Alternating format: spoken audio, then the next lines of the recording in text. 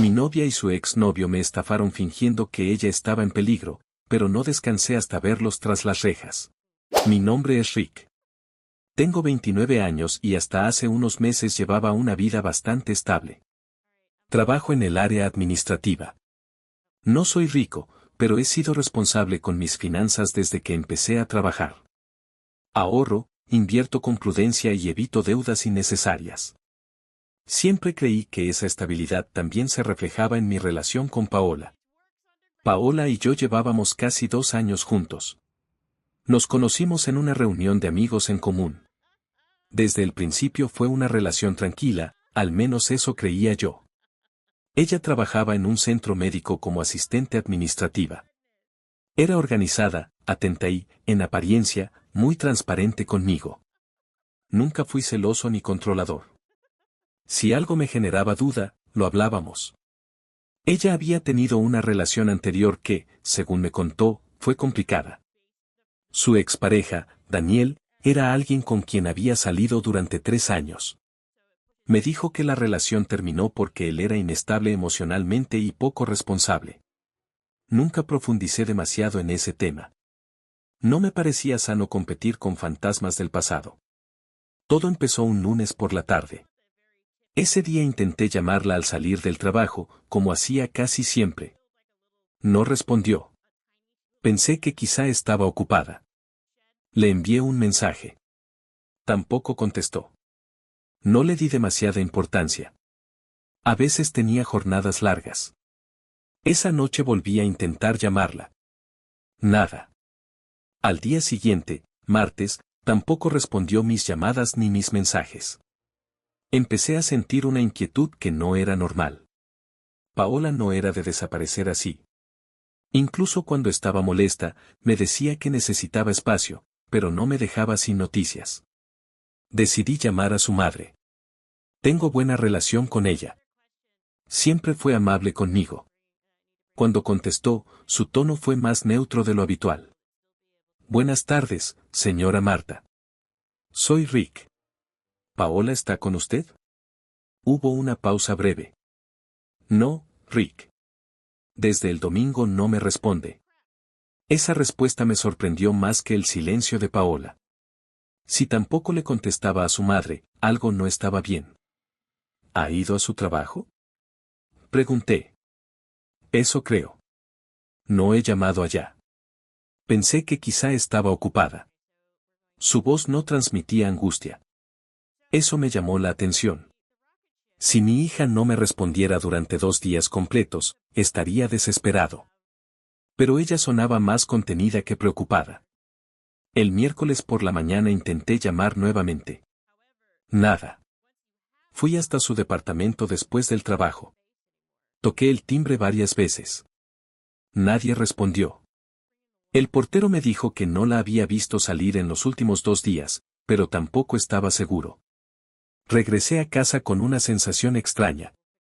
No quería pensar en lo peor, pero la mente empieza a construir escenarios cuando no hay información. Esa misma noche, alrededor de las 9:30, recibí una llamada de un número desconocido. Contesté. ¿Rick? La voz era masculina, firme. Sí, ¿quién habla? Escuche con atención. Tenemos a Paola. Si quiere volver a verla con vida, debe pagar $20,000. Durante unos segundos, el mundo se volvió completamente silencioso.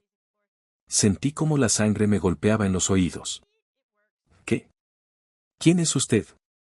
Pregunté intentando mantener la calma. No haga preguntas. Ella está bien por ahora. Pero si intenta ir a la policía o hacer algo imprudente, la situación cambiará. Luego escuché algo que me heló la sangre. Una voz femenina, llorando. Rick, por favor. Era su voz. O al menos eso creí en ese momento. La llamada se cortó. Me quedé inmóvil. $20,000. Esa cantidad no era aleatoria. Era demasiado específica. Yo tenía ahorros que rondaban esa cifra. No era información pública, pero Paola sabía cuánto tenía aproximadamente. Volví a marcar el número. No entró la llamada.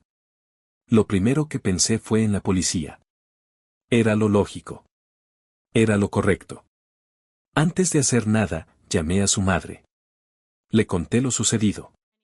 Hubo un silencio largo del otro lado. Rick, no podemos ir a la policía, dijo finalmente. ¿Cómo que no podemos? Esto es un secuestro. Si vamos a la policía, la pueden matar. Es mejor pagar.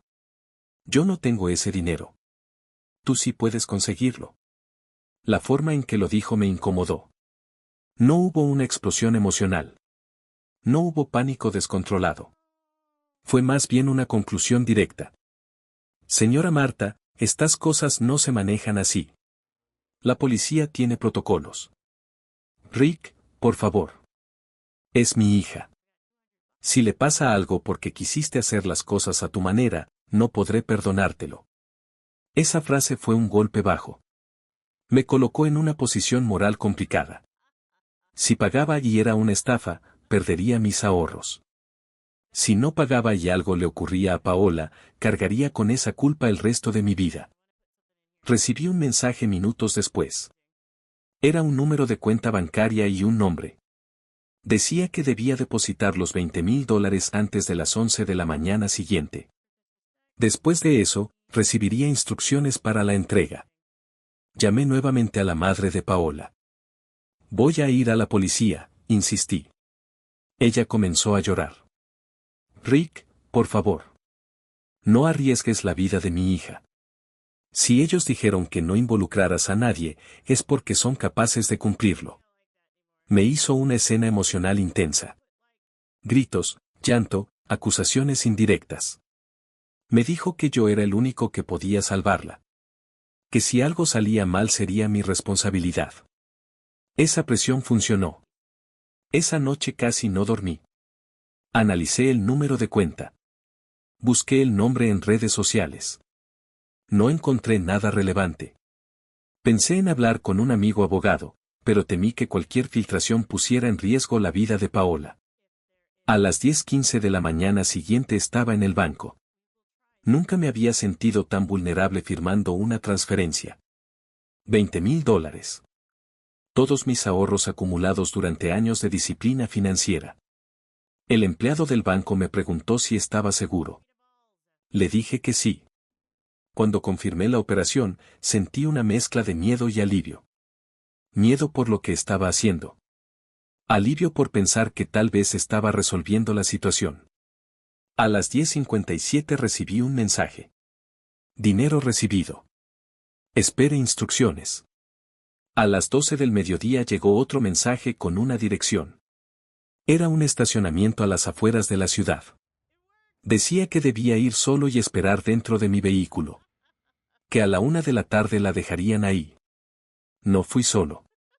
Sin que la madre de Paola lo supiera, llamé a la policía de forma anónima. No di nombres. Solo dije que sospechaba que se realizaría una entrega vinculada a una posible privación ilegal de libertad en esa ubicación. No di detalles financieros. Solo la ubicación y la hora. Llegué al estacionamiento a las 12:40. Era un lugar amplio, casi vacío, con algunas cámaras visibles en los postes de luz. Esperé. Cada minuto parecía durar una hora. La 1 pasó. La 1:15. La 1:30. Nadie apareció. No hubo ningún vehículo sospechoso. No hubo movimiento extraño. Solo yo, sentado dentro del automóvil, mirando cada sombra como si fuera una amenaza. A las 2 entendí que algo no estaba bien. Intenté llamar al número desde el que me habían contactado. No existía. Escribí mensajes. No fueron entregados. Llamé a la madre de Paola. No apareció nadie, le dije. Hubo un silencio. ¿Qué quieres decir? Que nadie llegó. Transferí el dinero. Nadie apareció. Su reacción no fue la que esperaba. No hubo un colapso. No hubo gritos desesperados. Quizá están retrasados, dijo. Pero su voz no transmitía sorpresa. Tampoco indignación. Solo una calma extraña. En ese momento, Algo dentro de mí empezó a cambiar. No era solo miedo. Era una sensación de que las piezas no encajaban. Paola desaparece 2 días. Su madre no muestra un nivel de angustia proporcional. Piden exactamente la cantidad que yo podía reunir. Insisten en que no vaya a la policía. Yo pago. Y nadie aparece. Me quedé sentado en ese estacionamiento más tiempo del necesario. No porque creyera que llegarían, sino porque necesitaba procesar lo que acababa de ocurrir. No sabía aún la magnitud de la traición que estaba a punto de descubrir. Regresé a mi departamento con la sensación de que algo estaba profundamente mal, pero aún me resistía a aceptar lo evidente. Intentaba encontrar explicaciones racionales, quizá había un retraso, quizá estaban probando algo, quizá esperaban otra instrucción. Mi mente buscaba cualquier alternativa antes de admitir que podía haber sido engañado. A las 4:17 de la tarde, mi teléfono volvió a sonar. Esta vez era el número de Paola. Sentí un golpe seco en el pecho. Contesté de inmediato, pero antes activé la opción de grabar la llamada. No sabía exactamente por qué lo hacía, fue un impulso casi instintivo. Tal vez una parte de mí ya sospechaba que necesitaría pruebas. ¿Paola? Dije apenas escuché el silencio del otro lado. Lo primero que se oyó fue un sollozo. Era su voz. Inconfundible. Rick, dijo entre lágrimas. Te engañaron, amor, me llevaron lejos. Mi respiración se aceleró. ¿Qué pasó? ¿Dónde estás? ¿Quién te llevó? Dime quién fue. Escuché más llanto. Sonaba angustiada, pero algo en el ritmo de su respiración no encajaba. No era un llanto descontrolado, parecía medido. Me dijeron que todo estaría bien, continuó. Rick, no debiste confiar. ¿En quién, Paola? ¿Quién te hizo esto? Hubo un segundo de silencio. Y entonces ocurrió algo que jamás olvidaré. Su llanto se detuvo abruptamente. Después, una risa. No fue una risa nerviosa. Fue una carcajada clara, deliberada. Te engañé yo, dijo con tono completamente distinto. Eres un idiota. Sentí que el suelo desaparecía bajo mis pies. ¿Qué? Me largo con tu dinero porque jamás te amé. Solo quería exprimir cada centavo de ti. Pero como no te dejabas y eras un tacaño, tuve que hacer esto. Cada palabra era pronunciada con una frialdad que nunca le había conocido.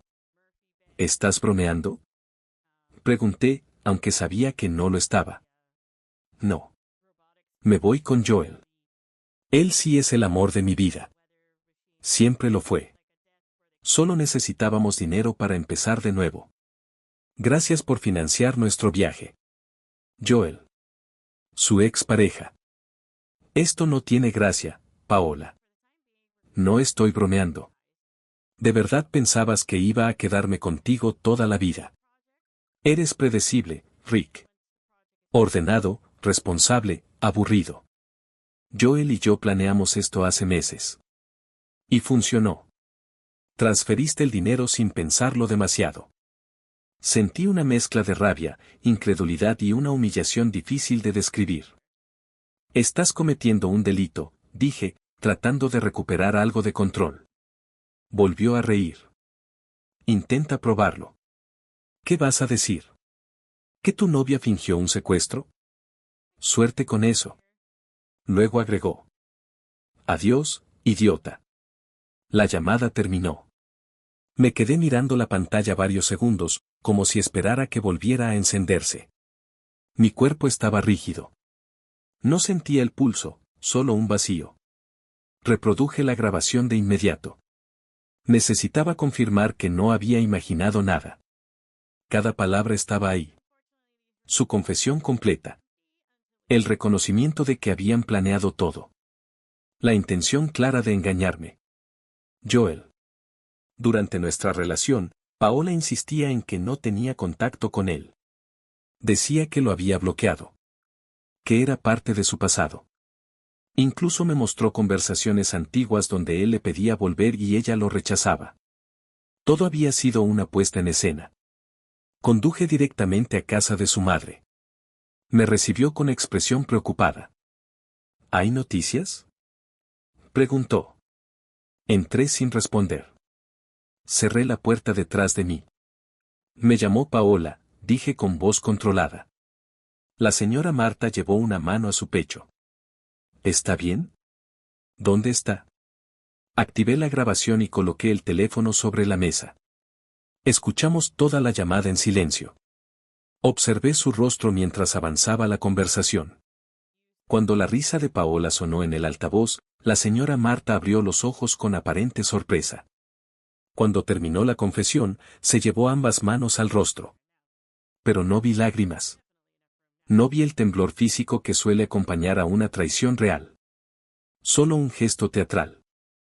No pensé que mi hija hiciera algo así, dijo, con voz quebrada pero seca.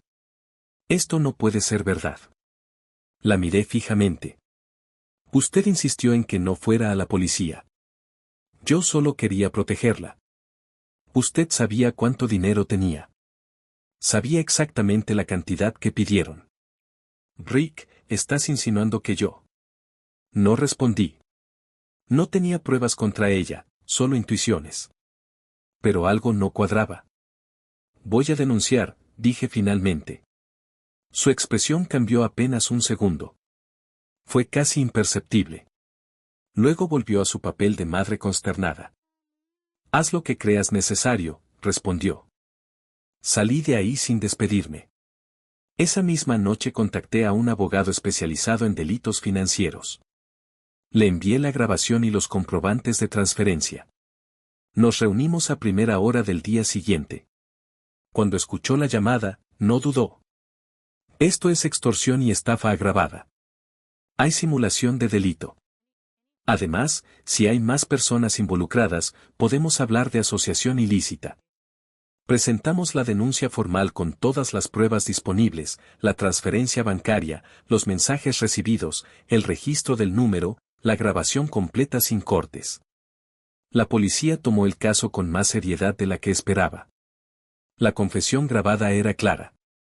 No había ambigüedad. Comenzó una búsqueda formal. Solicitaron información al banco sobre la cuenta receptora. Resultó estar a nombre de una mujer llamada Lisa Moreno. La dirección asociada era falsa. El número desde el cual me habían contactado estaba vinculado a un teléfono adquirido con documentación provisional.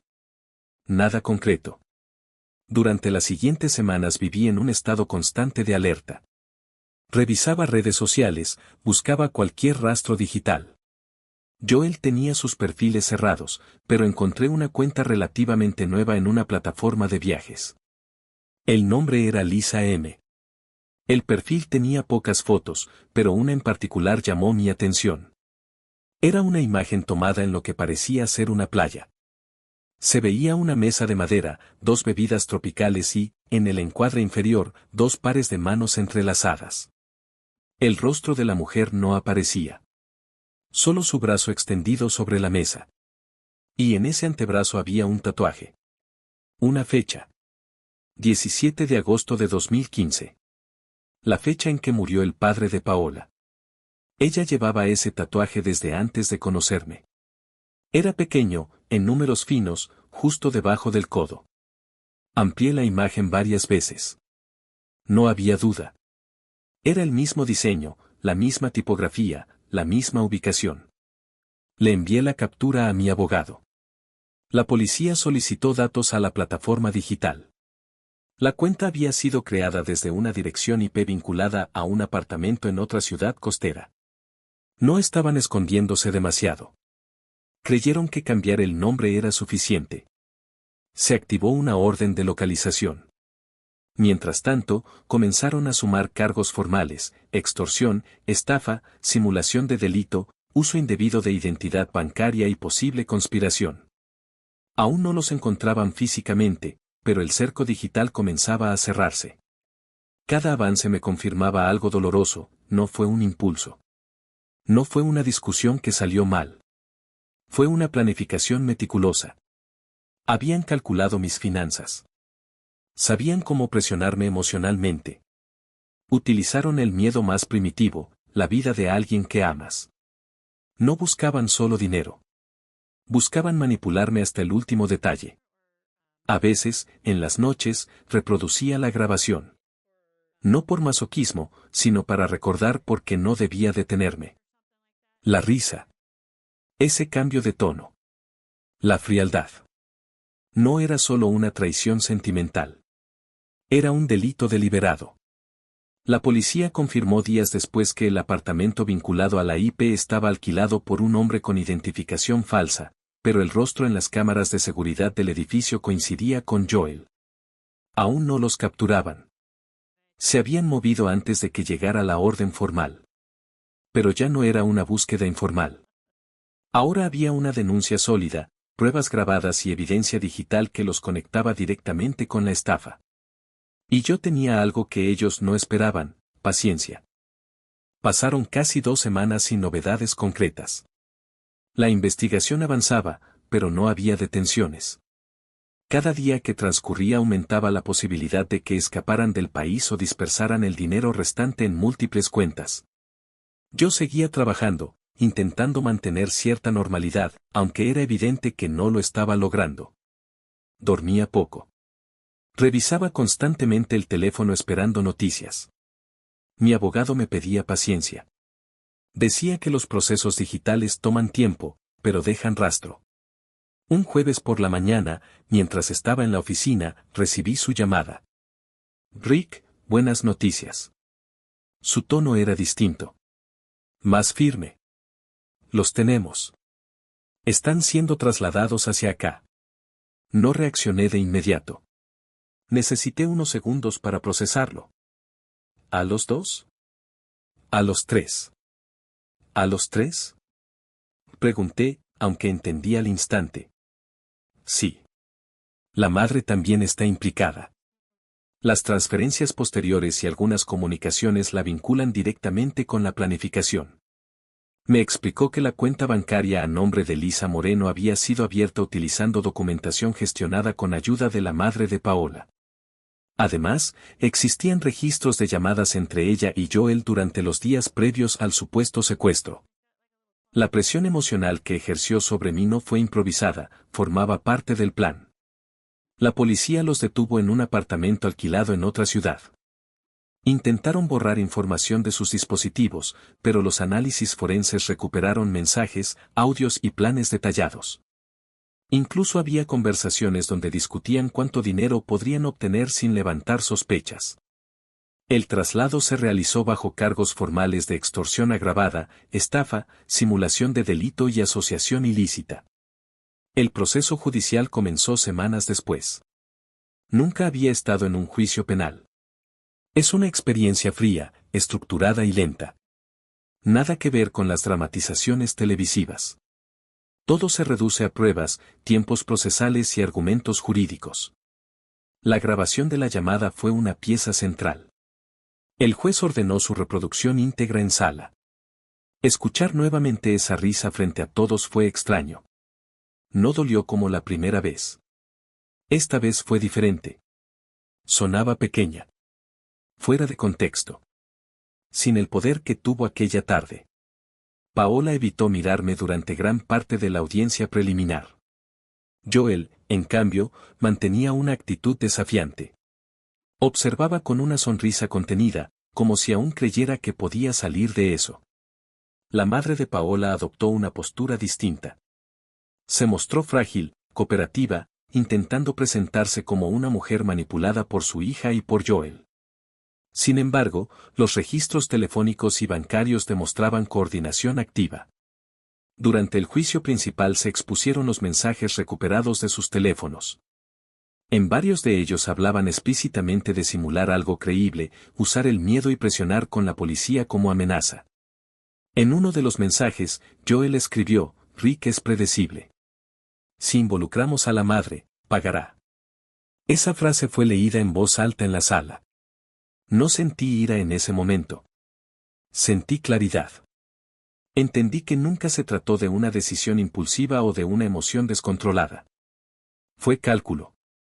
La defensa intentó argumentar que la llamada podía interpretarse como una broma de mal gusto o un conflicto sentimental exagerado. Pero la transferencia bancaria, la creación de identidades falsas y la coordinación previa desarmaron esa línea de defensa. Joel tenía antecedentes. Durante la audiencia de antecedentes penales, se reveló que ya había enfrentado cargos por estafa y extorsión años atrás. Había cumplido una condena reducida y estaba en libertad condicional al momento de cometer este delito. Eso cambió el tono del proceso. Ya no era un caso aislado. Cuando le tocó declarar, Joel me miró directamente. No fue tan grave. Él recuperará su dinero, dijo. El fiscal respondió de inmediato que el delito no se medía solo en la recuperación económica, sino en la simulación de un secuestro y el daño psicológico causado. Paola declaró después. Intentó mostrarse arrepentida. Dijo que estaba confundida, que Joel la manipuló, que se dejó llevar por sentimientos antiguos. Sin embargo, la grabación en la que afirmaba haber planeado todo durante meses debilitó cualquier argumento de ingenuidad. En un momento, durante un receso, ambos coincidieron conmigo en un pasillo custodiado por oficiales. Joel murmuró. Debiste dejarlo pasar. No respondí. Paola, en cambio, sí habló. Todo esto es innecesario, dijo. Pudimos haberlo arreglado entre nosotros. La miré con calma. Ustedes fingieron un secuestro. Ella negó con la cabeza, como si yo estuviera exagerando. En la última audiencia, el juez dictó sentencia. Joel fue condenado a 10 años de prisión por extorsión agravada, estafa reiterada y violación de libertad condicional. Paola recibió 5 años de prisión por estafa, simulación de delito y coautoría en extorsión. La madre de Paola fue condenada a 2 años, con derecho a fianza, debido a su participación comprobada en la planificación y facilitación del fraude. Además, el tribunal ordenó la devolución íntegra del dinero recuperado, más una indemnización por daños morales y gastos legales. Gran parte del dinero aún estaba en sus cuentas al momento de la detención. El resto fue rastreado y bloqueado antes de que pudieran transferirlo al extranjero. El caso se volvió conocido en la ciudad.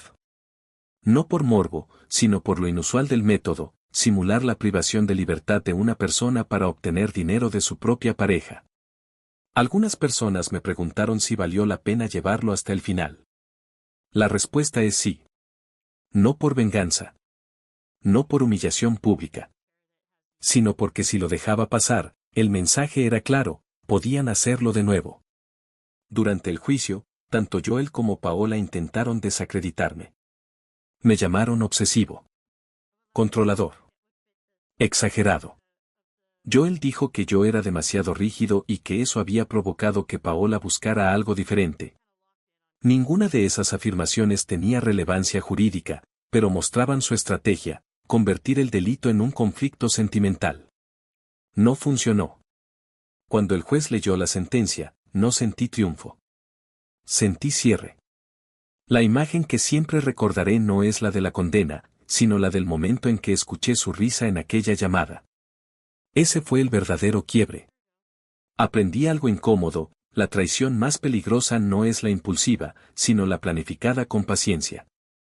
Hoy he recuperado la estabilidad financiera.